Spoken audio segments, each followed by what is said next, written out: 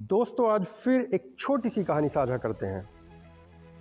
Office से लौटने के बाद प्रिया थकान से निढाल होकर सोफे पर बैठ गई। थोड़ी देर बाद रोहित भी घर आया और प्रिया को इस हालत में देखकर बोला, कितनी बार कहा है यार, एक नौकरानी रख लो, लेकिन तुम मानती ही नहीं हो। तब प्रिया, हम मिडिल क्लास लोग हैं, नौकरों के खर्चे, उनके नखरे, छुट्टियाँ, त्योहार पर उपहार, साल में नए कपड़े और उनकी तनख्वाह, ये सब हमारे बजट में फिट नहीं बैठता। रोहित कुछ नहीं बोला, लेकिन प्रिया ने फिर कहा, बच्चे की ज़रूरतें पूरी करना पहले से ही मुश्किल हो रहा है और फिर एक कामवाली का खर्चा और बढ़ जाएगा। अरे भाई रख लो, देखा जाएगा, रोहित ने कहा। प्रिया बोली, ऐसा नहीं चलेगा, काम भले ही ज़्यादा हो लेकिन बजट बिगड़ जाएगा। रोहित ने इस पर सोचा और फिर अपने मोबाइल में व्यस्त हो गया। प्रिया ने चुपचाप खाना बनाना शुरू कर दिया और बाकी काम निपटाने के बाद बच्चों को होमवर्क कराने बैठ गई। रोहित बीच बीच में कहता रहा, एक काम वाली रख लो, बहुत मदद हो जाएगी।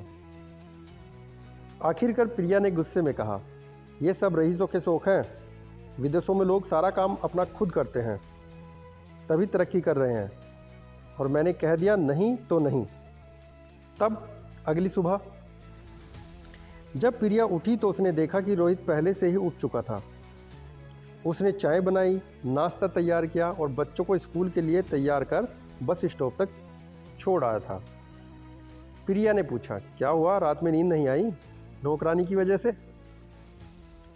रोहित ने मुस्कुराते हुए कहा, नहीं, आज मैंने मोबाइल को 1 घंटे के लिए न छूने का फैसला किया, तो सारा काम समय पर हो गया। जब तुमने ठान ही लिया है कि कामवाली नहीं रखोगी तो यही सही। मोबाइल बहुत समय खा जाता है और समय और पैसे दोनों की बचत होगी। तुम सही हो, आत्मनिर्भर बनना ही सही है। इससे न केवल सेहत अच्छी रहेगी बल्कि आर्थिक बोझ भी कम होगा। प्रिया के चेहरे पर एक संतोष और आत्मविश्वास की चमक थी।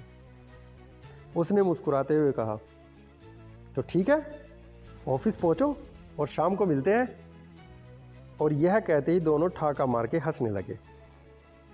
ये थी एक छोटी सी कहानी जो हमें आत्मनिर्भर बनना भी सिखाती है और पैसे कैसे बचाते हैं ये भी सिखाती है।